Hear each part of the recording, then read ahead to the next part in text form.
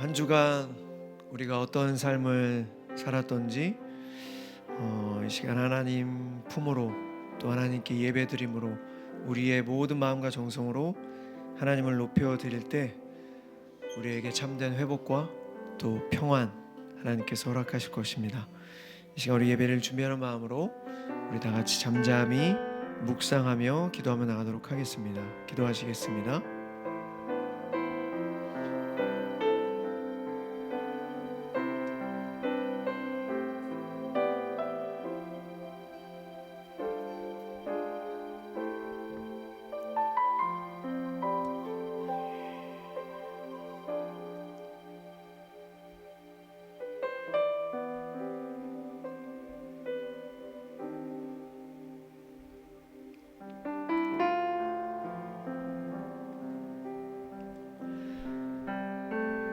이 사람들이 하나님의 자녀가 된 것은 핏줄이나 육체적 욕망이나 사람의 뜻으로 된 것이 아니라 하나님의 뜻에 의해서 된 것이다. 요한복음 1장 13절 말씀. 여러분, 이번 토요일 새생명 축제가 있습니다. 저녁 5시에 새생명 축제가 있는데요. 제가 간증하고 또 찬양하는데 제가 해서 그런 건 아니고요. 여러분, 전도하기 참 쉽지 않습니다. 그리고 여러분 생각해 보십시오. 여러분 주위에 친한 사람들, 사랑하는 사람들 많이 있지 않습니까? 그런데 하나님을 모르는, 하나님을 믿지 않는 주위에 친한, 사랑하는 사람들이 아주 많이 있습니다. 그들에게 예수님 믿자, 교회에 가자라고 말하기가 참 쉽지 않습니다. 괜히 관계가 좀 이상해질까봐, 좀 부담스러워할까봐, 좀 이런 걱정 때문에 선뜻 얘기하기가 쉽지 않은데, 제가 오늘 오면서 제가 굉장히 아끼는 선배한테 전화를 걸었습니다. 하나님 믿지 않는 분인데요. 저 형님, 이번 주 토요일 날 뭐 하시나요? 제가 물어봤는데 그 형님이 이러시더라고요. 야, 너 또 토요일 날 교회에서 뭐 하냐? 형, 토요일 날 제가 좋은 얘기를 하려고 하는데 시간 되시면 꼭 오세요. 그랬는데 토요일 날 나 바빠서 안 되겠다.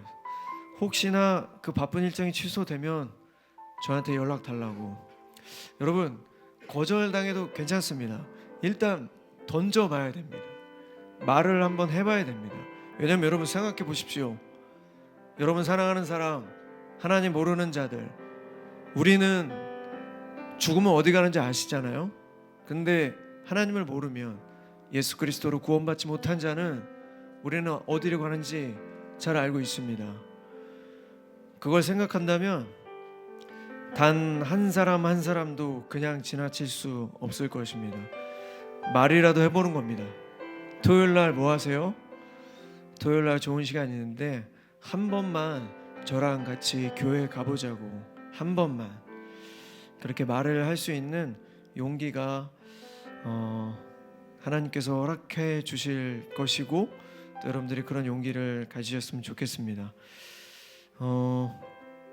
오늘도 여전히 우리의 모든 마음과 정성을 다해서 하나님을 찬양할 텐데, 찬양은 곡조 있는 기도입니다. 여러분, 혹시 여러분 가운데 찬양하기 힘든 상황, 또 지난 한 주간에 있었던 여러 가지 힘든 상황이 있었다면 찬양으로 선포하는 겁니다. 하나님께. 하나님을 찬양함으로 우리의 모든 것들이 회복되어지는 믿음으로 이 시간 찬양했으면 좋겠습니다. 오늘도 우리의 모든 마음과 정성을 다해 우리 하나님을 찬양하도록 하겠습니다.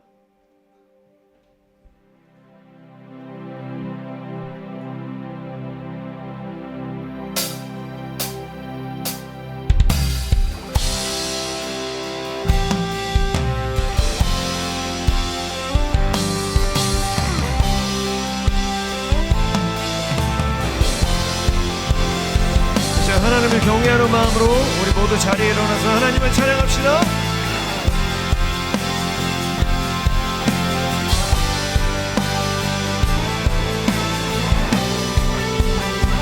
온 땅이여 외쳐라. 능력과 위엄의 왕 되신 주, 산과 바다 소리쳐 주의 이름을 높이리. 주행하니 기뻐 노래하며 영원히 주님을 찬양하리라. 신실하신 주의 약속 나가는데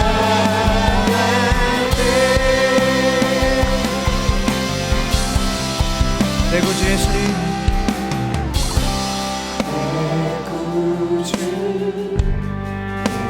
예수님, 주 같은 분은 없네. 내 평생에 찬양하리. 놀라운 주의 사랑, 위로자 되시며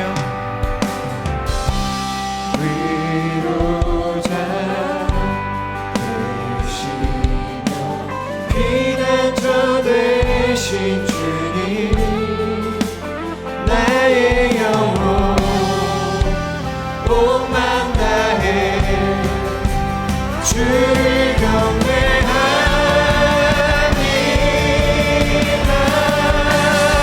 온 땅이여, 온 땅이여 주님께 외쳐라. 능력과 위엄의 왕 되신 주, 산과 바다 소리쳐 주의 이름을 높이리. 주행하니 기뻐 노래하며 영원히 주님을 찬양하리라. 신실하신 주의 약속 나가는데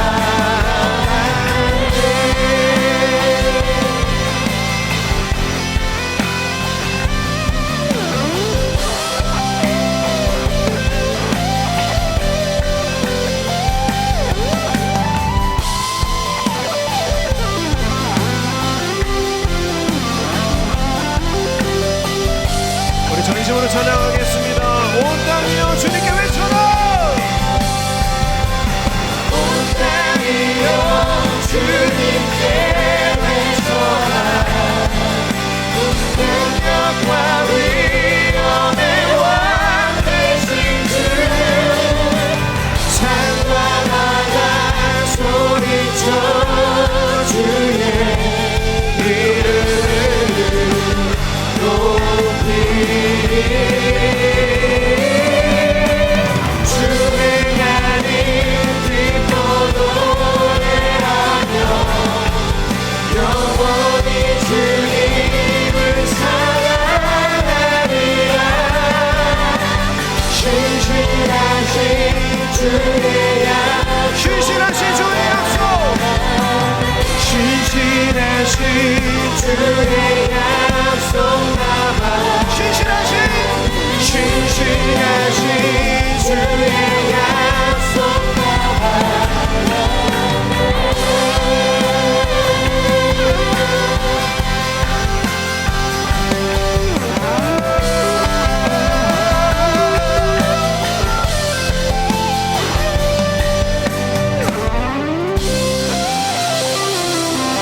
우리 하나님께 영광과 박수 올려드리겠습니다.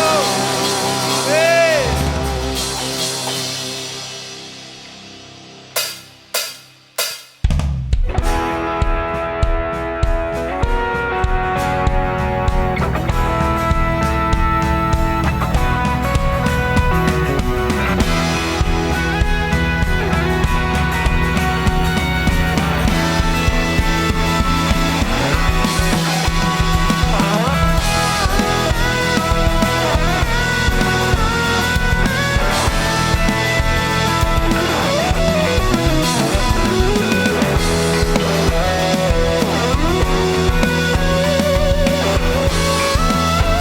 한번 주의 사랑. 나를 향한 주의 사랑 산과 바다에 넘치니 내 마음 열 때 주님 나에게 참 자유 주시네. 늘 진리 속에 거하며 나의 손을 높이 들고 언제나 주님의 사랑 주의 사랑 노래하리라. 주의 사랑 노래하리라. 영원토록 노래하리라. 주의 사랑 노래하리라. 영원토록 노래하리라.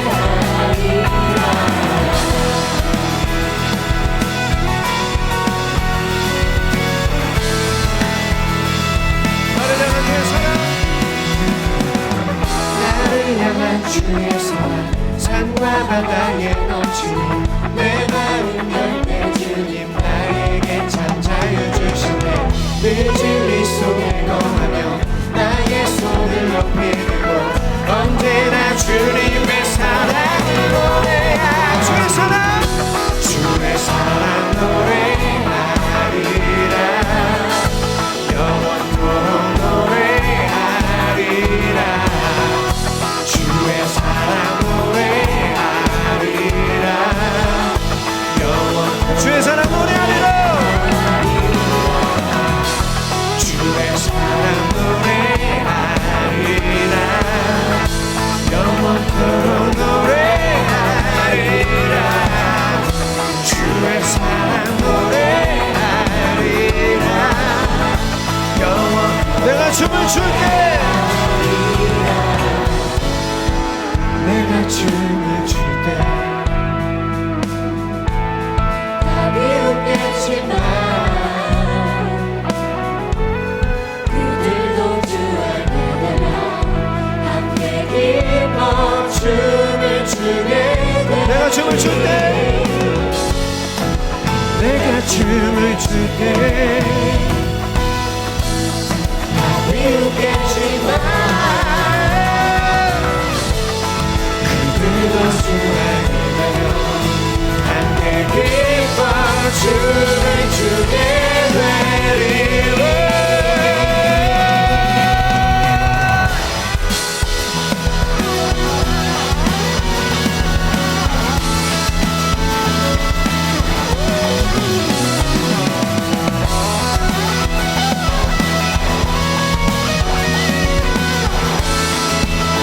주의 사랑 노래하리라.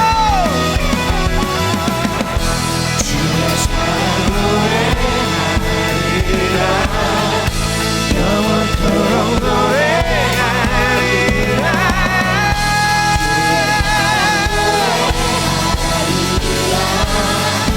영원토록 노래하리라. 주의 사랑 노래하리라. 주의 사랑 노래하리라. 영원토록 노래하리라. 주의 사랑 노래하리라. 우리 다시 한번 전심으로 주의 사랑 노래하리라.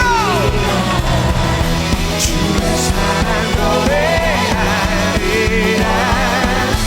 영원토록 노래하리라.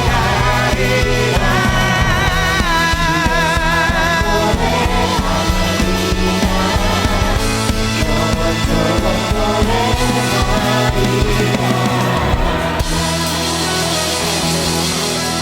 우리 하나님께 온갖 박수 올려드리겠습니다. 아멘.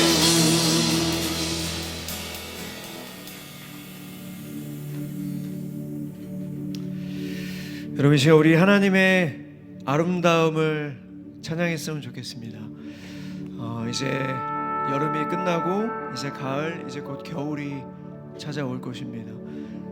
모든 만물이 하나님의 살아계심을 증거하고 하나님을 찬양합니다. 하나님의 아름다움을 이제 우리 모든 마음을 다해 담아 찬양했으면 좋겠습니다. 우리의 찬양으로 하나님의 이름을 높여드리는 그런 순간이 되었으면 좋겠습니다.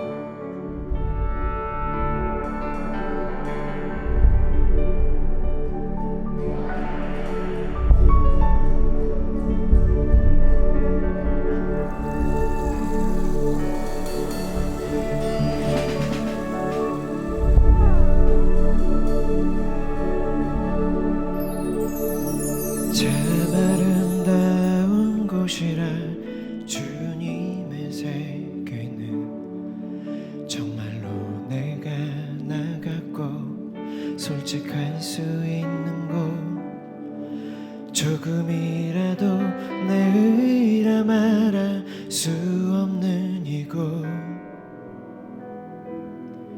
이곳은 바로 주님의 세계라.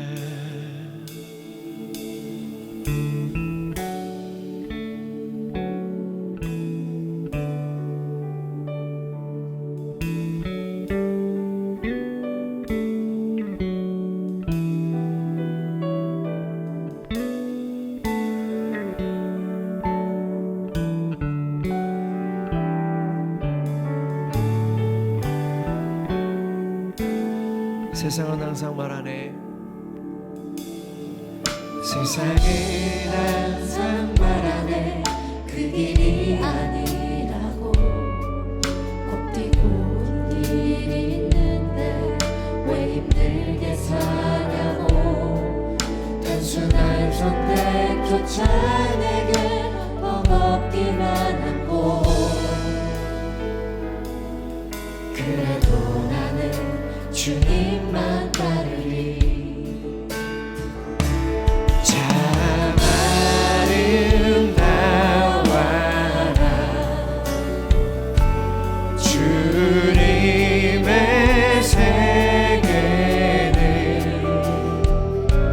저 솔로몬의 옷보다 참 아름다워라. 참 아름다워라 주님의 세계는 저 솔로몬의 옷보다. 우리 다시 처음부터 찬양하겠습니다. 참 아름다운 곳이라. 곳이라 주님의 세계. 정말로 내가 나가고 솔직할 수 있는 곳 조금이라도 내 의라 말할 수 없는 이곳은 바로 주님의 세계라. 참 아름다워라.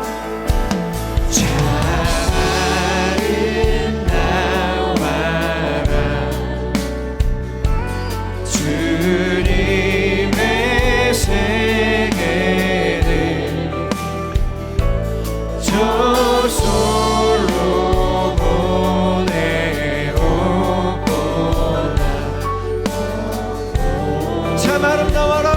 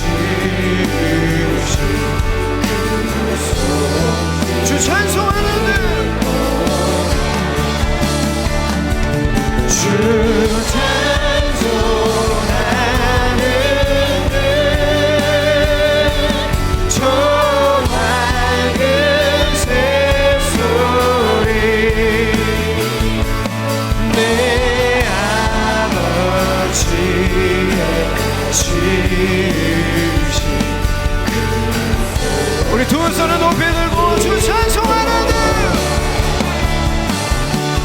주 찬송하는 저 맑은 새소리 아멘 내 아버지 주신 그 솜씨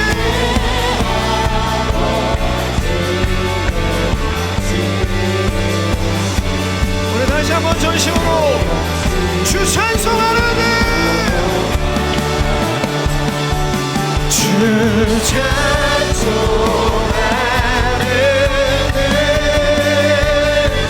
저 맑은 새소리 내 아버지의 지으신 그 솜씨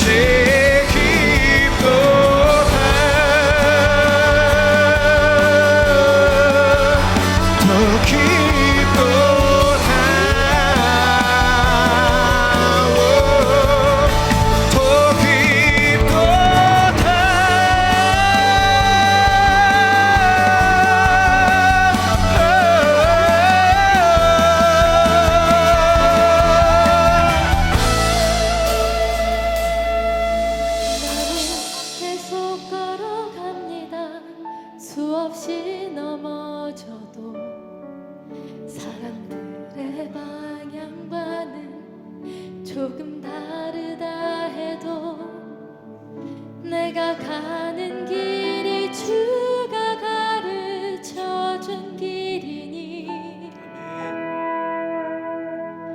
이곳은 바로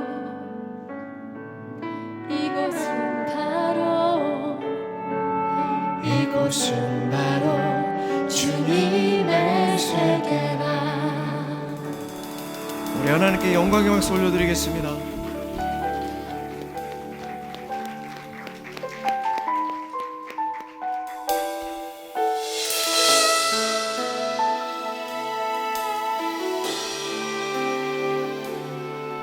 나는 내 마음의 복음이 흥했던 곳에서 다시 아버지를 만나고 주님 내 마음의 연약한 눈물의 끝에서 또 나를 반겨주시네. 작다 생각했던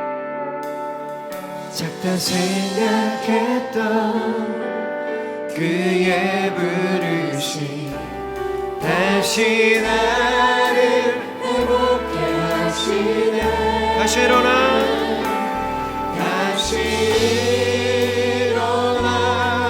주를 예배함이 내 모든 기쁨이 되리. 그의 기쁨 되어 삶의 모든 순간을 주께 다 내어드리. 나는 내 마음의 복음이 흥했던 곳에서 다시 아버지를 만나고 주님 내 마음의 연약한 눈물의 끝에서 또 나를 반겨주시네. 작다 생각했던 그의 부르심 다시 나를 회복시키네. 다시 일어나 주를 예배하니 내 모든 기쁨이 되리. 그의 기쁨 내어 삶의 모든 순간을 주께 다 내어. 다시 일어나 다시 일어나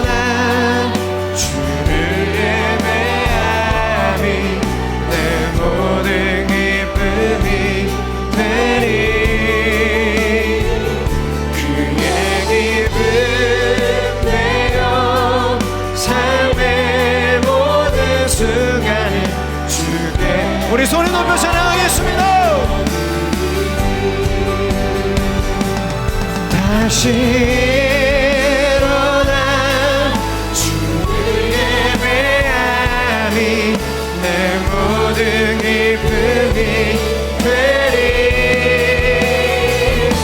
그의 기쁨 되어 삶의 모든 순간을 주께 나누며 다시 일어나 다시 일어나 주를 예배하니 내 모든 기쁨이 되리. 그의 기쁨 되어 삶의 모든 순간을 주께 우리 목소리만 다시 일어나 다시 일어나 주를 예배하니 내 모든 기쁨이 되리. 그의 기쁨 되어 삶의 모든 순간을 주께 다시 한번 다시 일어나 다시 일어나 주를 예배하니 내 모든 기쁨이 되리. 그의 기쁨 되어 삶의 모든 순간을 주께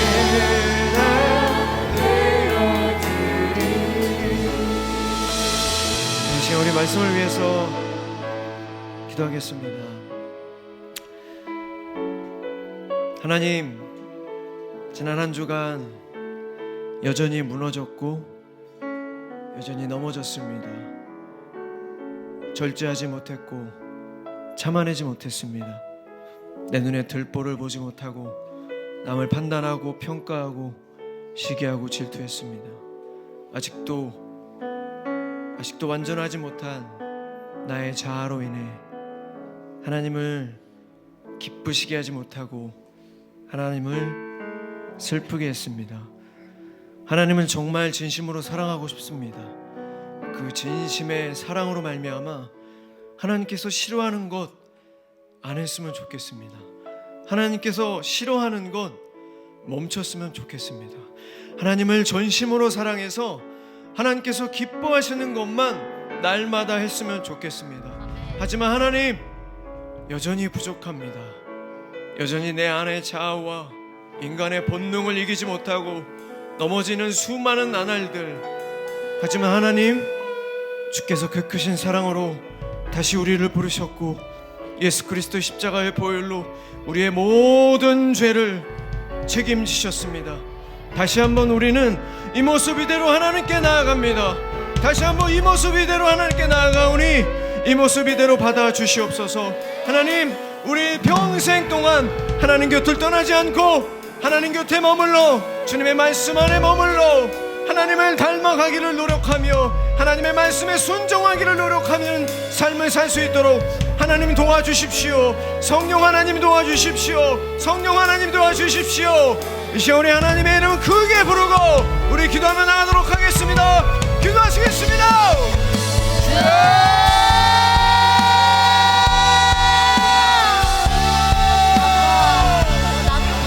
하나님 여전히 무너졌습니다. 여전히 넘어졌습니다.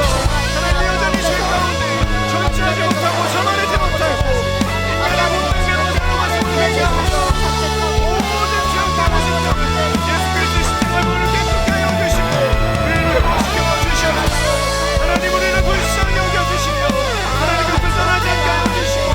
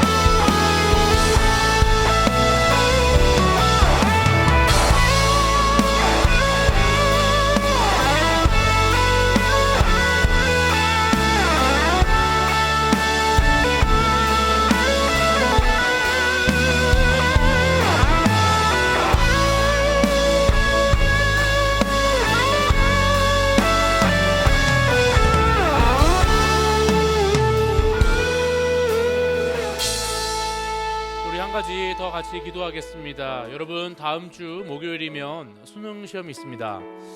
우리 여기에 또 수능 시험을 보는 학부모님들도 많이 와 계시는데요. 우리 같이 한번 기도하기를 원하는 것은 이 수능 시험을 통하여서 좋은 성적과 또 좋은 대학에 가는 그것을 좀 넘어서서 우리가 이 어려운 상황 가운데서 하나님을 만나고 또 하나님을 의지하는 그런 법들을 배워가는 우리 자녀들 되기를 소망합니다. 여기 수능 시험뿐만 아니라 또 다 공부하고 있는 학생들도 있고 직장에서 일하고 있는 또 여러 가지 우리 삶의 문제들을 마주하고 있는 우리 피러십 예배자들이 있는데, 우리 모든 사람들이 또 이 문제 앞에서 문제를 넘어 계신 하나님을 깊이 만나는 시간, 그런 위기가 기회가 될 수 있게 해달라고 우리 같이 한번 주여 한번 부르고 간절하게 기도하도록 하겠습니다. 주여, 하나님 아버지, 하나님 우리 여기가 다음 주에 또 앞에 수능 시험이 있습니다. 하나님 아버지, 하나님 이 수능 시험을 통하여서 하나님 우리 자녀들이 오늘 주님을 만나게 되는 그런 기회가 되기를 소망합니다. 우리 학부모님들이 아버지 정말 주님을 만나게 되는 기회가 되기를 원합니다. 우리가 수능 시험뿐만 아니라 우리 앞에 놓여져 있는 많은 어려움들과 하나님을 넘어야 할 그런 관문들 앞에서 우리 예수님을 깊이 만나고 예수님을 더욱더 아버지 하나님 우리가 찾고 하나님의 향해 뜻하신 바 계획하신 걸 발견하게 되는 그런 귀하고 복된 시간 될 수 있기를 소망합니다. 하나님 아버지 주님 도와주셔서 그 문제 너머에 있는 하나님을 더욱더 깊이 만나게 되는 그런 시간 될 수 있도록 인도하여 주시옵소서. 주님 함께하여 주시옵소서.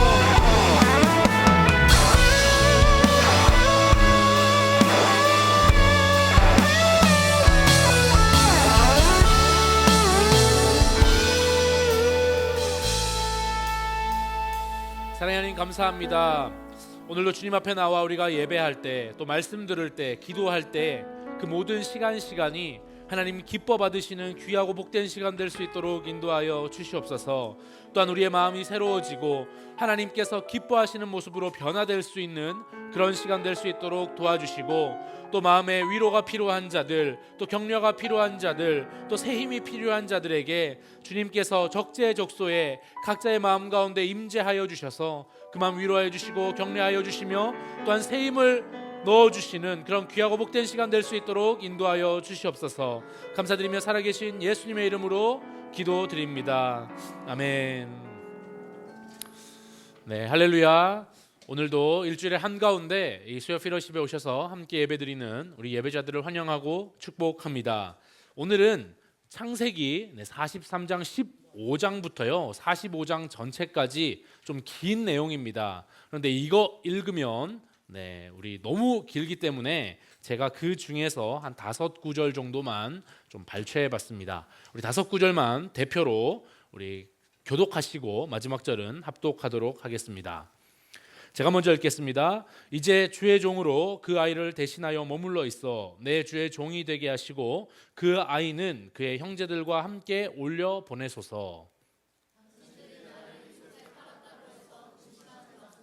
한탄하지 마소서. 하나님이 세상을 구원하시려고 나를 당신들보다 먼저 보내셨나이다. 이 땅에 2년 동안 흉년이 들었으나 아직 5년은 밭갈이도 못하고 추수도 못할지라. 하나님이 그 구원으로 당신들의 생명을 보존하고 당신들의 후손을 세상에 두시려고 나를 당신들보다 먼저 보내셨나이다. 함께 읽겠습니다. 그런즉 나를 이리로 보내니는 당신들이 아니요 하나님이시라. 하나님이 나를 바로에게 아버지로 삼으시고 그의 온 집에 주로 삼으시며 애굽 온 땅의 통치자로 삼으셨나이다. 아멘. 네, 할렐루야. 네, 여러분, 우리는 계속해서 요셉의 이야기를 지금 살펴보고 있습니다. 여러분, 이 요셉 이야기, 특별히 총리가 된 이후부터 지금까지의 이야기들을 좀 한번 쫙 정리하면서 또 뒤에 나오는 이야기까지 한번 이어가 보도록 하겠습니다. 이 이야기가 이렇게 끊어서 보면 좀 기억이 잘 안 나기 때문에 우리 드라마 볼 때도 앞에 지금까지의 줄거리 좀 나오잖아요. 그래서 제가 간략하게 한번 이야기를 좀 줄거리들을 훑어가면서 스토리들을 좀 이어가 보도록 하겠습니다. 여러분, 요셉의 꿈대로 이집트뿐만 아니라 가나안 땅에 큰 기근이 들었습니다. 야곱의 집안도 예외가 아니었어요. 그래서 야곱은 아들들에게 말합니다. 아들들에게, 야, 너희는 어째서 서로 바라보기만 하고 손가락만 빨고 있냐? 지금 이집트에 가서 곡식 사와라. 그래야 우리 가족들이 죽지 않고 살 거다. 이렇게 말을 해요. 그 말에 이 10명의 아들들이 이집트로 내려갑니다. 이집트에 내려가는데 이집트에서는 총리가 된 요셉이 직접 외국인 구매자들을 대면해서 곡식을 팔고 있었어요. 총리가 뭐하러 지금 대면에서 나와가지고 물건을 직접 팔겠습니까? 이유가 있었습니다. 왜 그랬냐면 어린 시절에 꿈꿨던 것 요셉이 기억하고 있었던 거예요. 형제들이 자신들에게 절하던 꿈 기억해서 혹시나 형들이 곡식 사러 오지 않을까 기다리고 있었던 겁니다. 그런데 마침내 형들이 요셉 앞에 나타납니다. 그리고 땅에 엎드려 꿈대로 절을 합니다. 형들은 알아보지 못했지만 요셉은 단번에 이 형들을 알아봅니다. 형들 입장에서는 당연히 요셉을 못 알아보겠죠. 요셉이 총리가 될 것이라고는 상상도 못할 일이기 때문에 그렇습니다. 여러분, 요셉이 묻습니다. 너희가 어디에서 왔느냐? 이렇게 물었더니 형들이 이 곡물을 좀 사려고 가나안에서 왔습니다. 이렇게 대답을 해요. 그러자 요셉이 뭐라고 얘기했냐면, 야, 너희들은 정탐꾼이구나. 너희들이 이 나라 틈을 엿보러 지금 이곳에 스파이로 왔다. 이렇게 누명을 씌웁니다. 여러분, 이게 이상한 일이 아니라 당시 가나안 쪽의 위협과 이 지금 기근 상황을 고려해 보면 이집트가 애굽이 이 경계를 하는 것은 아주 당연한 일이었습니다. 따라서 지금 이 정탐은요 아주 중죄입니다. 지금 이집트가 흉년 들어가지고 어려운 틈을 타가지고 가나안 쪽에서 스파이를 충분히 보낼만 했거든요. 그래서 지금 이 형들이 요셉이 추궁하니까 굉장히 두려워합니다. 그리고 스스로를 아닙니다. 우리는 당신들의 종입니다. 이렇게 낮추면서 결백을 호소합니다. 지금 요셉의 입장에서는 아버지와 가정에 있는 소식이 굉장히 궁금했을 거예요. 그래서 가정사를 굉장히 듣고 싶었기 때문에 형들을 압박합니다. 형들은 그것도 모르고 지금 자신들이 정탐꾼이 아니라 가나안에 있는 평범한 한 가정에서 왔다라는 것을 지금 말하기 위해서 지금 가족들에 대해서 상세하게 설명하기 시작합니다. 자신들 원래 한 아버지 밑에 있는 아들들이고 원래 형제들이 12명이었는데 하나는 없어졌고 하나는 지금 아버지와 지금 함께 있습니다. 우리 10명이 왔습니다. 지금 이렇게 이야기를 한 거예요. 이걸 들은 요셉은 형제들을 3일 동안 감옥에 가둬요. 가두고 형제들의 혐의를 벗기 위해서 제안 한 가지를 합니다. 3일 뒤에 찾아가 가지고 너희들의 생계에 필요하니까 지금 가족들이 다 굶고 있잖아요. 그러니까 한 사람만 인질로 남아라. 그리고 나머지는 곡식 가지고 그 땅으로 돌아가 가지고 가족들을 먹이되 너네 이 누명 쓴 이 혐의를 벗고 싶으면 막내 데려와라. 이렇게 지금 요셉이 제안을 합니다. 그래서 그 형제들 가운데 요셉은 시므온을 형들 앞에서 지금 결박하고 나머지 형들에게는 간만큼의 지금 곡식 그리고 곡식들을 잔뜩 싸주고요. 그리고 이 형제들이 가지고 왔던 그 돈이 있습니다. 곡식 사려고 갖고 왔던 돈, 그 돈도 자루에 도로 넣어서 보내줍니다. 그리고 이 형제들은 일단은 우리 제안을 받아들이고 우리 집에 가가지고 굶고 있으니까 이거 먹여주고 아버지랑 빨리 상의해보자. 그러면서 돌아가는 길인데 돌아가다가 한 여간쯤에서 돌아가던 길에 자루를 이렇게 열어보니까 그 자루에 곡물뿐만 아니라 자신들이 원래 살려고 줬던 돈 있잖아요. 돈도 들어있는 게 아니겠습니까? 그래서 형제들이 깜짝 놀랍니다. 하나님이 어째서 우리한테 이런 일을 했냐 하면서 굉장히 두려워해요. 왜냐하면 아직까지 정탐 혐의도 제대로 못 풀었어요.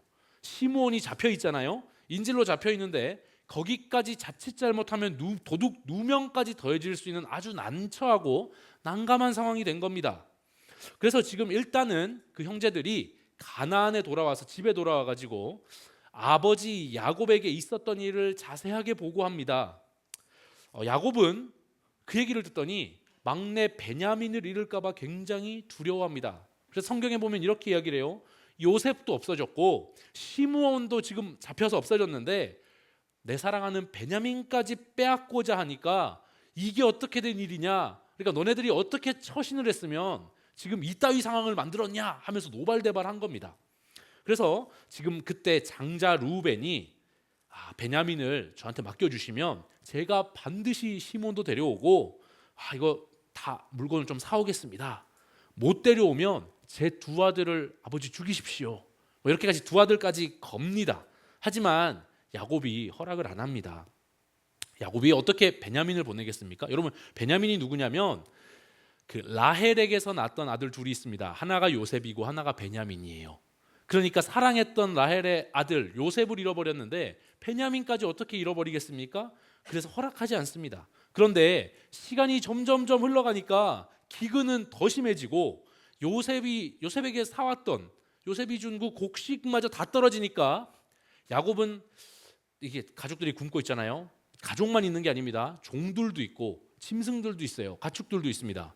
그러니까 방법이 없으니까 다시 이집트를 좀 언급합니다. 야, 이집트에 가서 좀 사와 보겠냐? 사와 보면 어떻겠냐? 이런 얘기를 하니까 이때 유다가 나섭니다. 유다가 아버지, 막내가 함께 가지 않으면 절대로 곡식 못 산다고 이야기했습니다.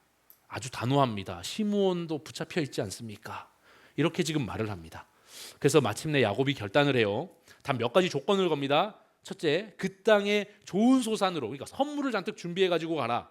두 번째, 지금 돈이 있는데 돈 갑절에 가져갔던, 지난번에 가져갔던 돈보다 한 2배로 가져가고 그 자루에 있던 돈도 다시 가가지고 다 돌려줘라.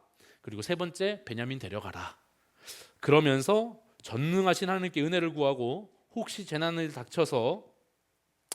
닥치게 돼서 이 베냐민을 잃더라도 하나님 뜻으로 달게 받겠다, 뭐 이런 각오로 보내줍니다. 여러분, 여기까지가 지난주까지의 줄거리입니다. 자, 이제 이어가 보겠습니다. 이제 형제들이 베냐민과 함께 이집트에 도착했습니다. 다시 이집트에 왔어요. 그래서 요셉의 집으로 좀 인도돼요. 어리둥절하죠. 갑자기 왜 총리 집으로 왜 데려가는 거지? 그래서 데려갔더니 지난번에 지금 자루 속에 들었던 그 돈 때문에 노예가 될까봐 두려워가지고 그 요셉이 보낸 청지기, 이 종에게 사정을 합니다. 근데 그 요셉이 보낸 청지기가 안심해라, 두려워하지 말라, 뭐 위로를 하면서 시므온을 풀어서 데려다 줍니다. 이게 웬일인지 너무 호의적이에요. 그래서 그 뒤에 한 점심때쯤 되니까 요셉이 들어오니까 이제 형제들이 땅에 엎드려 가지고 절하면서 집에서 싸왔던 선물, 예물을 막 갖다 드립니다. 그리고 나서 예물을 갖다 드리니까 요셉이 아버지의 안부를 물어요. 너희 그 아버지는 잘 계시냐? 이렇게 물어봐요. 그리고 나서 베냐민을 지금 데려왔잖아요. 자기 동생 베냐민을 보니까 순간 북받치는 감정을 주체하지 못해서 방에 잠깐 들어가서 엉엉 울다가 다시 추스려가지고 다시 나옵니다. 그리고 요셉이 형제들의 진심을 좀 알고 싶어가지고 더 확인하기 위해서 마지막 시험을 하나를 설계를 합니다. 어떻게 시험하냐? 각 형제들이 갖고 왔던 자루가 있는데 이 자루에 곡식으로 가득 채운 다음에 각자 지불한 돈 다시 넣게 하고, 특히 뭘 하냐면 베냐민이 가지고 왔던 그 막내 동생의 자루에는요, 은잔 하나를 넣어라, 이렇게 이야기를 해요. 자기 은잔을 하나 넣어라, 청지기에게 말해요. 그렇게 하면서 거기 형제들이, 그리고 그 가져갈 때 멀리 가지 않았을 때 막 쫓아가 가지고 이거 우리 주인의 잔을 훔쳤다라고 이야기를 해라. 그러니까 누명씌우라는 얘기죠. 그렇게 고발하게 만듭니다. 그렇게 해서 실제로 그 일들이 진행이 됐고 형제들이 이제 가지고 나갔어요. 그러니까 막 쫓아가 가지고 우리 은잔을 누가 훔쳐갔다 해가지고 자루를 막 열어보는 거예요. 자루를 열어보니까 이때 형제들이, 아니 가지고 올 사람이 없잖아요. 누가 그 은잔을 가져오겠습니까? 결백을 막 주장합니다. 우리는 절대 그럴 일이 없다.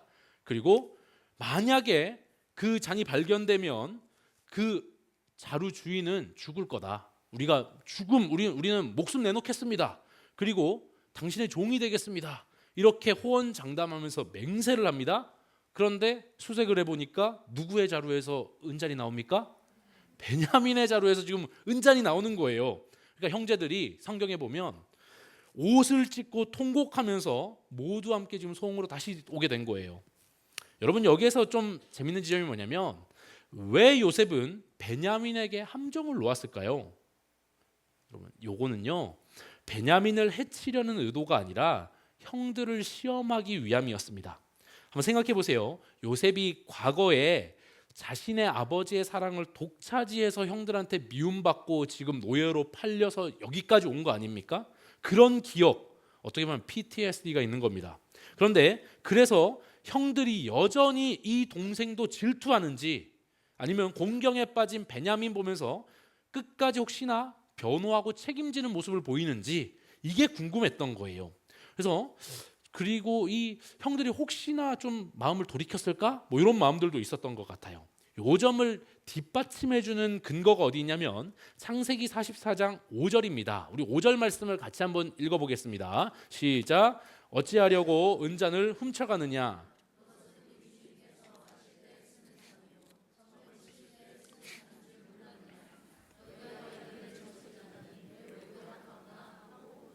네, 이게 요셉이 갈 때 자기 청지기한테 이렇게 하라고 시킨 거거든요.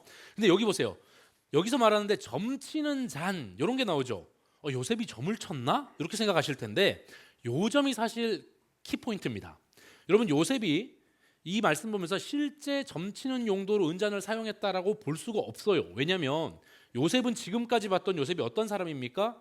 역사의 주관자가 하나님이시다. 누구보다 굳게 믿었던 사람이고 하나님의 계시로 미래를 알았던 사람이에요. 꿈을 해석하는 사람입니다. 그런 요셉이 하찮은 이 은잔에 의존해서 점을 쳤다? 이렇게 보기는 어렵습니다. 그럼에도 불구하고 청지기에게 점치는 잔이라고 말해라 이렇게 이야기했던 건 뭐냐면 지금 형들의 심리를 자극해서 시험해 보려는 의도를 가지고 있었던 거예요. 왜냐하면 베냐민이 지금 베냐민 자료에서 이게 나왔어요. 그러면 베냐민이 미래를 알고 싶어하는 욕심으로 지금 잔을 훔쳤다고 형들에게 오해를 불러일으키는 상황을 만든 겁니다. 왜 그랬냐면 지금 요셉 자신이 형들에게 왜 미움을 샀어요?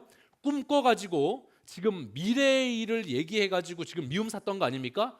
비슷한 상황을 만들어서 의도적으로 지금 요셉의 그 상황들을 연상시키는 지금 테스트를 한 거거든요. 그래서 지금 베냐민도 똑같아요.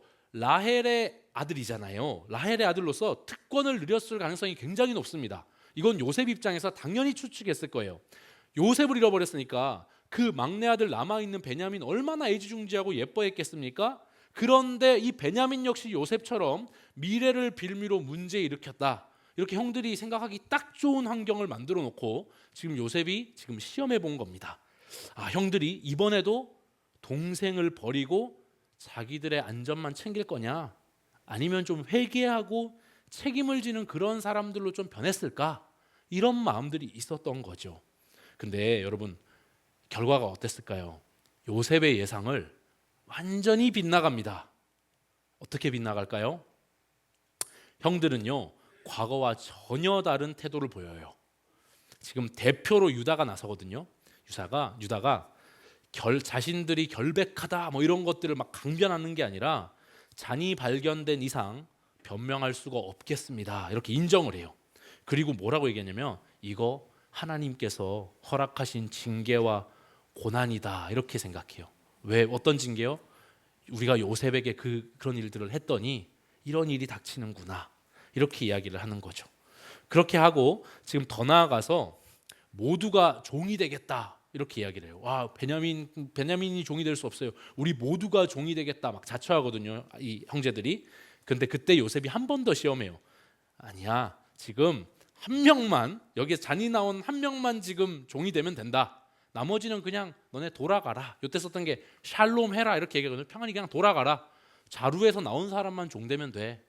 뭐 다 종 될 필요 없어. 이렇게 이야기를 했어요. 이게 마지막 한 번 더 테스트를 한 거거든요. 그때 여러분 유다가 물러서지 않고 지금 이 요셉 앞에 서가지고 정중하게 간청합니다. 우리 가족사가 지금 어떻게 진행돼 왔고 그리고 베냐민이 아버지 노년에 얻은 외아들과 같은 존재다 얘기하면서 우리 아버지 죽습니다. 이렇게 하면 큰일 납니다. 이야기를 하면서 지금 무엇보다 내가 아버지 앞에서 보증인으로 여기를 왔으니까 이 얘기를 해요. 이 아이 풀어주시고 제가 대신 종이 될게요. 이렇게 이야기를 합니다. 그렇게 간청을 해요. 그래서 이게 보면 과거에 지금 배신했던 사람이 아니라 책임과 사랑을 지금 보여주는 그런 사람으로 변했잖아요. 이 지점에서 지금 요셉이 깊은 형제를 느끼고 마음이 녹아져요. 그래서 더는 감정을 억제할 수가 없어서 큰 소리로 울면서 모두 다 물러가라 하고 나서 마침내 자기가 누군지 밝힙니다. 나 요셉입니다. 아버지 잘 살아 계십니까? 이렇게 이야기를 하는 겁니다. 사실 요셉은 이때 아버지가 살아 있다는 거 다 알고 있었는데 이 질문에는요, 오랜 세월 지금 품어왔던 지금 그리움과 지금 사랑과 아버지 보고 싶어하는 마음을 담아서 지금 얘기를 한 겁니다. 여러분, 그 요셉의 형제들이 어떻겠어요? 얼마나 놀랐겠습니까? 지금 이게 무슨 말이냐? 지금 우리 형제라니, 요셉이라니, 요셉이 어떻게 노예로 팔려갔는데 총리가 돼 있을 수 있지? 깜짝 놀랍니다. 그때 형제들한테 아니 가까이 다가와라 이렇게 이야기를 하죠. 가까이 다가와서 내가 지금 당신들이 팔았던 동생이 분명하다. 근데 요셉이 형들을 꾸짖지 않아요. 따뜻한 말로 위로하고 당신들이 이곳에 나를 팔았다고 해서 근심하지 마라. 이곳에 보내신 분이 하나님이시다. 이렇게 이야기를 합니다. 그렇게 이야기를 하고요. 앞으로 흉년이 5년이나 더 남았으니까 지금 가족들 모두 이집트 땅에 있는 고센 땅에 오십시오. 와서 여기에서 그 흉년을 납시다. 이렇게 이야기를 하거든요. 그렇게 이야기를 하고 이 형제들이 가나안의 자기 집으로 돌아갑니다. 돌아가서 아버지 야곱에게 이야기를 해줘요. 그랬더니 아버지가 처음에는 안 믿어요. 무슨 말이야 하다가 이제 막 가져온 어떤 막 곡식들 이런 거 보고 그래서 나중에는 이 진심을 알게 되어 가지고 죽은 줄만 알았던 그 아들이 살아 있다는 사실 앞에서 굉장히 큰 기쁨과 감격을 누리게 됩니다. 여기까지가 45장까지의 내용인데 제가 한번 풀어봤습니다. 그런데 오늘 말씀을 통해서요, 저는 두 가지 고난에 관해서 하나님께서 주시는 메시지를 좀 발견하고 싶습니다.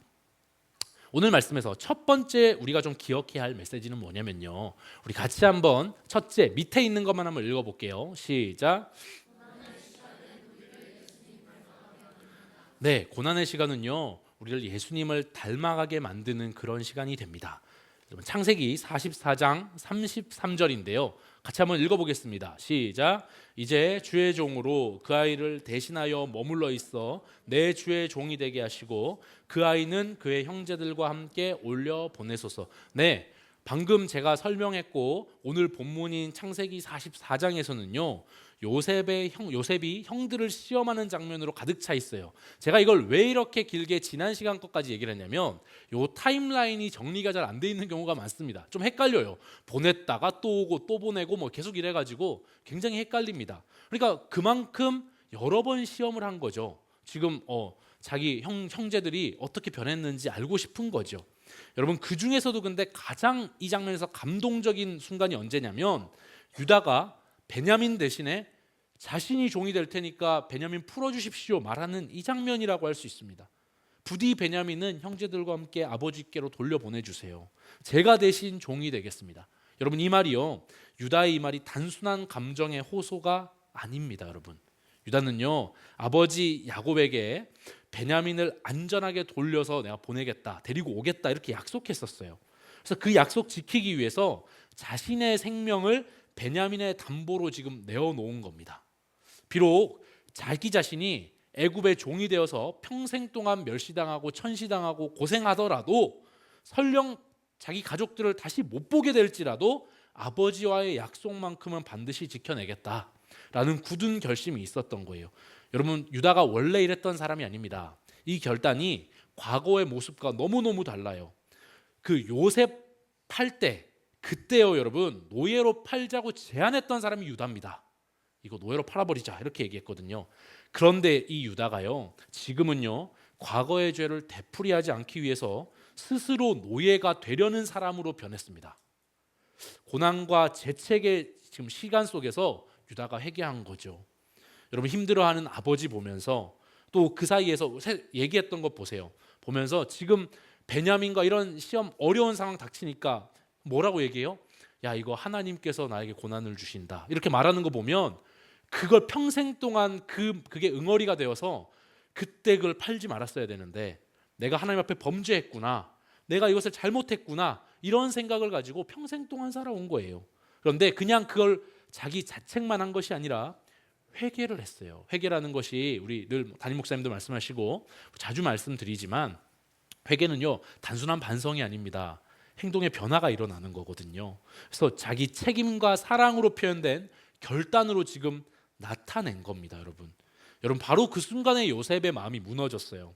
오랜 세월 동안 형들을 향한 어떤 그 애증의 마음이 있지 않았겠습니까? 그런데 그 형들을 여러 번 시험해 보면서 지켜보던 요셉이 유다 형의 지금 변화된 모습 속에서 하나님의 손길과 회개의 그 열매를 봤던 겁니다. 그러니까 더 이상 자신을 숨길 수가 없었어요. 큰 소리로 울면서 제가 요셉입니다. 아버지 잘 살아 계시죠? 이렇게 물어본 거죠. 여러분, 이 울음이 원망이 아니라 회복과 용서의 눈물입니다. 여러분, 고난을 통해서 변화되었던 형들을 보고 요셉 또한 하나님의 섭리를 다시 깨닫게 된 거죠. 여러분, 여기서 유다의 자기 희생에 대해서 한 번만 생각해 볼게요. 이게 단순히 한 가정의 화해를 이룬 그런 사건에서 끝나지 않습니다. 여러분, 여기는요, 지금 이 결단 속에는 예수 그리스도의 그림자, 예수 그리스도의 예표가 담겨 있습니다. 유다가 내가 그를 대신하겠다 말했고요. 여러분, 누구랑 비슷하지 않습니까? 예수님께서 내가 너희를 대신하겠다라고 십자가를 지셨습니다. 유다는요, 한 가정을 살렸고요. 예수님은 온 인류에게 생명을 주셨습니다. 예수 그리스도의 사랑은요, 책임 없는 그냥 그런 감정이 아니라 끝까지 감당하는 헌신의 사랑이었는데, 유다가 지금 보여준 사랑 역시도 단순한 눈물이나 후회가 아니라 회개의 열매로 드러난 실천적인 사랑이었던 거예요. 여러분, 그 결과 유다는요, 한 가정의 생명 살렸을 뿐만 아니라 하나님으로부터 놀라운 축복을 받게 됩니다. 훗날에 야곱이 임종을 앞두고 유다를 축복하면서 이렇게 말하고 예언하거든요. 유다야, 내 형제들이 너를 찬송할 것이고 왕의 규가 유다를 떠나지 않을 거다, 이렇게 말합니다. 여러분, 그 예언의 말씀대로 유다의 후손 가운데서 누가 오십니까? 예수님이 오십니다. 온 인류를 구원하실 참된 중보자, 진정한 왕, 우리 구주 예수 그리스도가 태어나셨습니다. 여러분, 사랑하는 여러분, 유다 얘기는요, 단지 옛날에 그냥 감동적인 얘기에서 끝나는 게 아닙니다. 옛날 이야기가 아니에요. 오늘 우리 실제적인 이야기입니다. 우리 역시요, 고난을 피할 수가 없습니다. 가정에서, 사회에서, 심지어 교회에서, 그 안에서요, 여러 가지 관계 속에서 물질 문제로, 어려운 문제로, 여러 가지 다양한 문제들이 고난으로 찾아옵니다. 그런데요, 그 고난이 우리를 무너뜨리기 위해서 찾아오는 게 아니라 우리를 회개하게 만들고요, 그리스도를 닮아가게 하는 그런 유익이 있습니다. 그래서 유다처럼 내 자신을 낮추게 만들고요, 변화하게 만들고, 혹 자기 자신이 옛날에 실수했던 그런 문제에 대해서는 책임을 지고 사랑으로 결단하게 만들어서요, 그 고난을 구원의 역사로 하나님께서 바꾸어 주신다라는 사실입니다. 그렇기 때문에 사랑하는 여러분, 믿음의 여정 가운데 고난이 다양한 방식으로 우리 앞에 주기적으로 찾아올 겁니다. 오면 자꾸 예배 가면 자꾸 고난 온다 이런 얘기해서 수요 필요시 오고 싶지 않다 이러신 분 없으시죠? 이건 제 얘기가 아니라 그냥 성경의 원리가 그렇습니다. 주님을 따르는 길은 좁은 길이에요. 하지만 여러분, 두려워하지 마십시오. 왜요? 그 자리가 회개의 자리가 되고요, 그 자리가 내 안에 결단의 자리가 되면요, 그거 통과할 때 예수 그리스도 닮아가는 사람으로 빚어지는 거예요. 유다 얼마나 멋집니까? 완전히 바뀌어버리잖아요. 네, 두 번째입니다. 두 번째 메시지는요, 우리 같이 한번 둘째 밑에 있는 거 한번 읽어보겠습니다. 시작. 하나님의 섭리를 기억할 때 고난을 이겨낼 수 있다. 네, 여러분, 하나님의 섭리를 기억할 때 고난을 이겨낼 수 있습니다.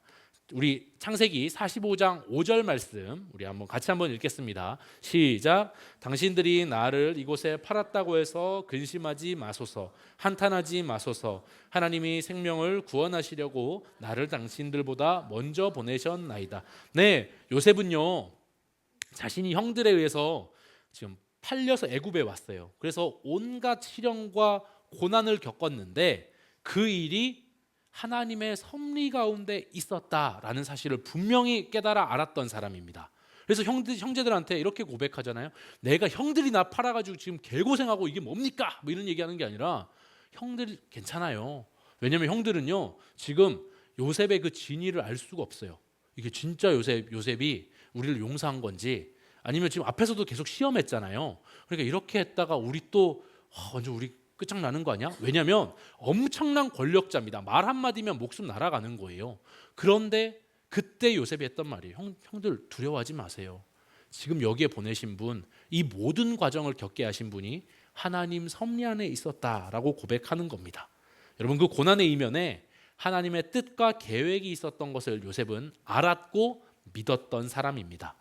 여러분, 요셉이 자신의 고난이 단지 불행한 사건이 아니라 하나님께서 하나님의 뜻을 이루시기 위한 준비 과정이라는 것을 알았고요. 점점 살아오면서 더 그것을 깨닫고 느껴왔습니다. 그래서 억울한 누명 쓰고 감옥 갇혔을 때도 하나님과 사람 원망하지 않았습니다. 성경 어디를 봐도 요셉이 불평하거나 절망했다 이런 기록은 없습니다. 물론 힘들어 했겠죠. 사람이니까요. 하지만 요셉이 막 하나님을 막 원망하고 하나님 없다 그러고 막 이런 얘기 하지 않습니다. 오히려 고난 속에서 더욱더 하나님을 신뢰했던 사람이 요셉입니다. 여러분, 근데 요셉이 어떻게 그 모든 시련을 인내로 이겨낼 수 있었겠습니까? 바로 그 고난이 하나님의 섭리와 손길 안에 있다는 걸 기억하고 깨달은 사람, 믿었던 사람이었기 때문에 그렇습니다. 그래서 자신의 고난이 결국에 생명을 구원하고 하나님의 구속 역사를 이루는 통로가 될 것을 지금 믿었던 거예요. 여러분, 요셉이 어디까지 봤던 사람입니까? 요셉의 시야가요 굉장히 멀리까지 있습니다. 지금 보세요. 이 우리 가족들을 하나님께서 나 총리로 세워가지고 이집트 땅에서 잘 보존시켜서 결국에는 이 한 나라를 이루게 하시고 우리 민족을 통하여서 우리 자손을 통하여서 온 세상을 구원할 메시아가 올 것을 바라봤던 사람인 거죠. 여러분, 이것이 이 하나님의 어떤 꿈, 이것들을 요셉이 알았기 때문에 이 고난이 단순한 고난에 끝나지 않았던 겁니다. 감옥에서도 소망 잃지 않을 수 있었고, 그 애굽의 총리라는 자리에서 하나님의 구원 역사를 완성하고 쓰임 받는 그런 일들을 할 수 있었다라는 것이죠. 사랑하는 피러십 예배자 여러분, 우리도 인생 살다 보면 피할 수 없는 고난의 시간을 맞이하게 됩니다. 때로는 억울한 일도 있고, 때로는 이유를 알 수 없는 시련도 있고, 또 어떤 때는 나의 실수로 인해서 찾아오는 고난이 있을 수도 있겠죠. 그런데 어떤 시기든 마음이 무너지고 절망에 빠질 때가 있습니다. 그럴 때 여러분, 우리가 진짜 그때 힘든 이유가 뭡니까? 고난의 원인과 의미를 잘 알지 못하고 또 이게 언제 끝나는지 알 수 없기 때문에 우리가 힘든 것인데요. 하나님의 섭리를 깨닫는 사람은 다릅니다. 그 고난의 이유를 이해하고 그 끝이 분명히 있고 끝에 있을 하나님의 선하신 목적을 바라보는 사람들은요, 결코 이것을요 낙심하거나 이것에 대해서 좌절하지 않습니다. 여러분, 출산의 고통을 견디는 어머니가요, 이 고통이 새 생명의 기쁨으로 지금 이어질 걸 알기 때문에 참습니다. 여러분, 출산하는 사람들 다 아플 것 다 알잖아요, 그렇죠? 그리고 둘째를 낳으시는 분은 더 잘 아시잖아요. 근데 뭐 물론 첫째 낳고 나서 제 아내도 얘기하는 게 그 애들이 너무 예뻤던 거 기억하면 그 고통도 있는다라고 얘기하는데, 그게 새 생명의 기쁨을 알기 때문에 너무 아플 거 알지만 둘째도 낳고, 저는 셋째 낳으시는 분들은 더 잘 아시는 분이시겠죠, 임순규 목사님? 네, 그러실 거라고 생각합니다. 애국자입니다, 애국자. 그래서 여러분, 우리가 그런 것처럼요, 하나님의 섭리를 깨달은 사람은요, 고난 뒤에 올 하나님의 영광의 그 참 기쁨과 그 놀라운 맛을 알기 때문에 인내할 수 있는 겁니다. 여러분, 하나님의 섭리를 꼭 기억하시기를 바랍니다. 여러분의 인생 가운데도 하나님의 계획과 섭리가 있습니다. 예수 그리스도를 믿는 자에게는요, 하나님께서 사명을 주시고 반드시 그 삶 가운데 계획과 뜻을 알도록 하십니다. 하나님께서는요, 성경에 보면 태초부터 우리를요 그냥 지은 게 아니라 목적과 뜻을 가지고 만드셨다라고 분명하게 말씀하고 있습니다. 예수님을 믿은 자들은요, 그걸 깨닫게 되는 자들이거든요. 그래서 그 고난을 통해서 하나님의 뜻을 배우고 인내를 통해서 예수님 닮아가고 결국 고난 후에 주어지는 축복과 영광의 열매를 맺게 되는 겁니다. 그렇기 때문에 우리가 겪는 고난의 순간에 혹시 있으신 분 계십니까? 그때요, 하나님의 손길을 바라보시기 바랍니다. 네, 그래서 제가 자주 하는 말인데 조혜련 씨가 이런 말을 하더라고요. 예수님 믿는 사람에게는 실패가 없고 다 과정일 뿐입니다. 뭐 이러시더라고요. 아주 성경적인 어떤 그 표현이라고 저는 생각합니다. 네, 우리가 고난의 순간에 지금 있으신 분들도 과정 중에 있는 겁니다. 그리고 우리 반드시 우리 주님께서 실수하지 않으시고 우리의 눈물조차 헛되게 하지 않으실 것입니다. 여러분, 그래서 그걸 우리가 알 때 요셉이 깨달았던 것처럼 하나님이 생명을 구원하시려고 나를 당신들보다 먼저 이집트 땅에 보낸 것뿐입니다. 이렇게 고백하는 거죠. 여러분, 이 고백이 우리의 고백이 될 수 있기를 소망합니다. 하나님의 섭리를 믿고 계획을 믿고 그분의 뜻을 바라볼 때 우리에게 주어져 있는 어려운 고난도요, 믿음으로 이겨낼 수 있습니다. 그리고 마침내 예비하신 하나님의 영광을 보게 될 것입니다. 여러분, 말씀을 정리하겠습니다. 여러분, 하나님께서는 우리 인생 가운데 결코 헛된 고난을 허락하지 않으십니다. 감당할 수 있는 만큼의 고난을 허락하신다, 이렇게 말씀하시잖아요. 여러분, 우리가 감당해야 하는 그 시련의 순간 속에서도요, 하나님의 섭리와 손길이 분명히 있습니다. 때로는 내가 이해하지 못하고 설명되지 않는 고통일지라 할지라도 그 모든 과정은 우리를 예수 그리스도의 형상으로 빚어가시는 하나님의 손길입니다. 요셉이 억울한 누명 속에서도 하나님 원망하지 않고 이겨냈던 이유가 있어요. 여러분, 그 고난 뒤에 하나님의 뜻이 있었기 때문을 믿었기 때문입니다. 그 믿음이 이 요셉을 절망이 아니라 소망으로 이끌었습니다.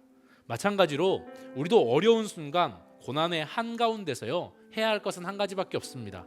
하나님의 계획과 섭리, 실수하지 않으시는 하나님의 손길을 기억할 때 고난을 감당할 힘을 얻게 되는 겁니다.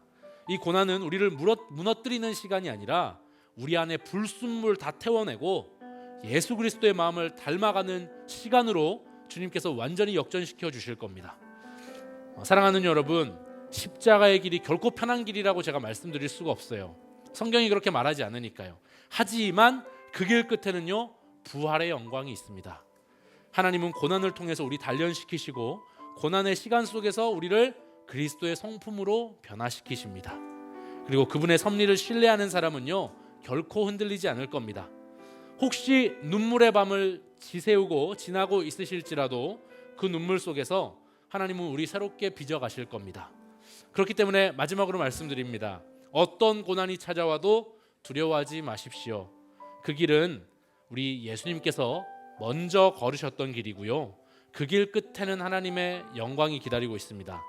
하나님의 섭리와 계획을 믿고 고난을 이겨내는 사람, 그리고 그 고난 속에서 예수 그리스도를 닮아가는 사람, 그런 사람을요 통해서 하나님께서 많은 영혼들을 살리게 하시고 하나님의 놀라운 역사에 쓰임받게 하실 겁니다.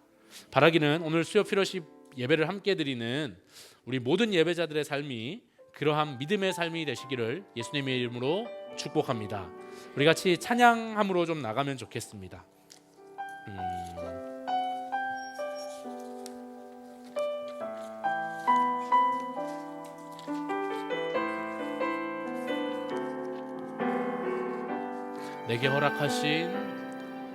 내게 허락하신 시련을 통해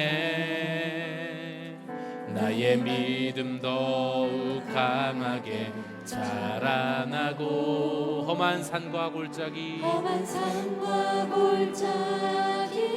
지나는 동안 주께 더 가까이 나를 이끄시네. 내가 겪는 시련이 어렵고 힘겨워도 내 주님보다 크지 않네.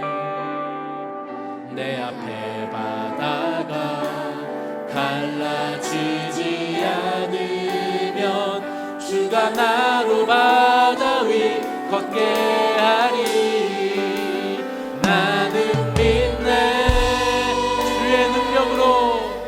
주의 능력으로 내 삶 새롭게 되리. 나는 믿네. 주의 능력으로 담대히 나가리라. 주와 함께 싸워 승리하리라. 날마다 믿음으로 나는 믿네. 나는 믿네. 주의 능력으로 내 삶 새롭게 되리. 나는 믿네. 주의 능력으로 담대히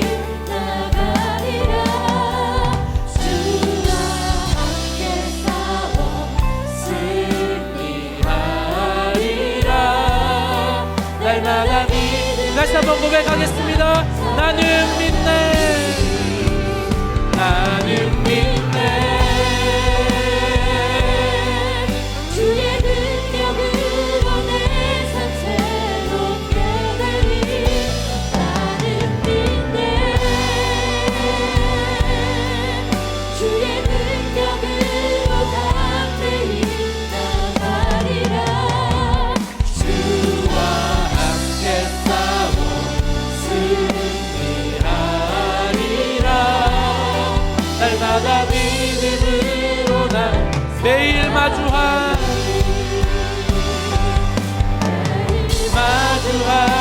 슬픔을 견뎌나가며 주 예수의 마음을 닮아가네. 두려운 마음마다 주가 동행하니 주지하며 오늘을 건네. 주의 신실한 소망을 깊이 나누며 주 예수의 풍요를 세워가네. 하나님의 자녀로 명예 지켜가며 깊어진 삶을 주 매일 마주한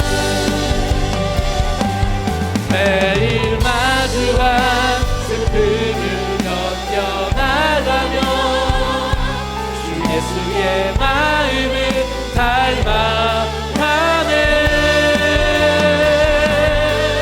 두려운 걸음마다 주가 동행하니 주지하며 오늘을 건네. 주의 신실한 소망을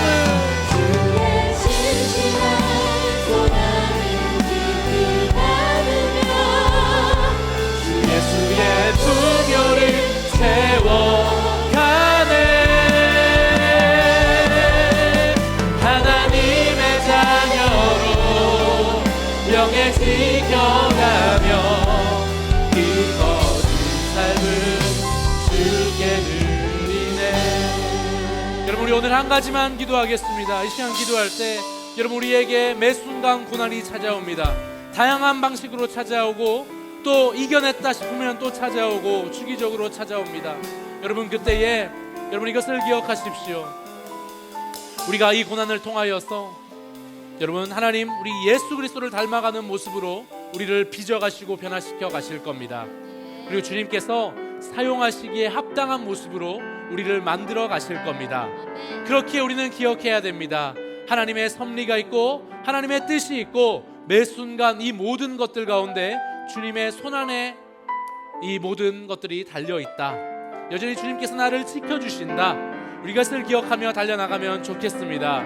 이 시간 우리가 같이 한번 기도할 때 하나님이 고난 앞에서 두려워하거나 주저하는 것이 아니라 하나님의 섭리 안에 있음을 우리가 기억하며 예수 그리스도 닮아가는 기회로 삼아갈 수 있도록 인도하여 주시옵소서. 우리 같이 한번 주여 한번 부르고 간절히 기도하겠습니다. 주여.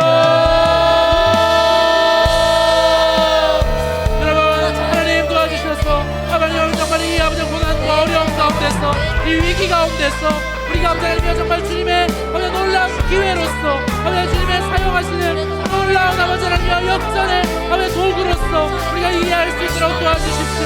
모든 것 가운데 주님의 아버지의 도우심과 하나님 주님의 손길 안에 우리가 있음을 기억하며 이 모든 고난의 순간도 하나님께서 사용하시기 좋은 합당한 모습으로 나를 빚어가고 예수 그리스도 닮은 모습으로 나를 성숙시키시며 변화시키시는 그런 과정 가운데 있음을 우리가 기억하며 예수님 닮아가며 정말 예수님께서 나를 더욱더 주님의 역사 안에 합당한 모습으로 사용해 가시는 하나님 그런 하나님 빚어가시는 순간으로 우리가 사용되어질 수 있도록 변화되어질 수 있도록 이 고난을 하나님 정말 주님 안에서 온전히 이해하고 고난의 의미를 우리가 발견해 나가며 아버지를 이겨내고 승리할 수 있도록 도와주시고 인도하여 주시옵소서. 주님 함께하여 주셔서 이 고난이 고난되지 않게 하여 주시고 고난이 단순한 어려움에서 그치는 것이 아니라 우리의 삶을 변화시키고 우리가 왜 더욱더 주님 기뻐하시는 모습으로 변화될 수 있도록 주님 도와주시고 인도하여 주시옵소서. 마주한 슬픔을 견뎌나가며 주 예수의 마음을 닮아가네. 두려운 걸음마다 주가 동행하니 오늘을 건네 주의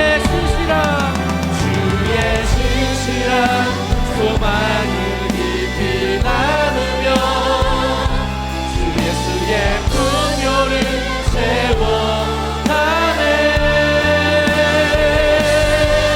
하나님의 자녀로 영에 지켜가며 깊어진 삶을 주게 누리네. 매일 마주한 슬픔을 견뎌나가며 주 예수의 마음을 닮아가네. 두려운 걸음마다 주가 동행하니 주 의지하며 오늘을 걷네. 주의 신실한 소망을 담아갑시다. 주의 신실한 소망을 깊이 담아 우리 주님으로 우리 풍요를 채워가시기를 소망합니다. 풍요를 채워가네. 하나님의 자녀로 명예 지켜가며 깊어진 삶을 주께 드리네. 네, 그렇습니다. 주님, 오늘 우리가 이 고난의 의미를 다시 한번 발견하기를 소망합니다. 정말 우리가 이 고난을 통하여서 고난이 단순한 어려움과 힘든 시간이 아니라 예수님 닮아가는 귀한 기회가 될 수 있도록 인도하여 주시옵소서. 그래서 하나님 쓰시기에 합당한 사람이 되어서 나를 통하여 많은 영혼들이 살아나고 또 많은 영혼들이 인생의 참 가치를 발견하고 또 주님께 돌아와 진정한 기쁨과 평안을 누리는 복된 삶 살아갈 수 있도록 주님 인도하여 주시옵소서. 하나님이 고난 앞에서 우리가 이 고난의 원인과 고난의 의미를 발견하게 하여 주시고, 우리가 때때로 고난의 의미를 잘 모를 때일지라도 그 순간 역시 하나님의 섭리와 계획 안에 있다라는 사실을 우리가 믿음으로 신뢰하며 달려나갈 수 있도록 인도하여 주시옵소서. 그래서 하나님, 이 모든 위기들을 기회로 바꿔 나갈 수 있는 우리 주 피러십 예배자 될 수 있도록 인도하여 주시옵소서.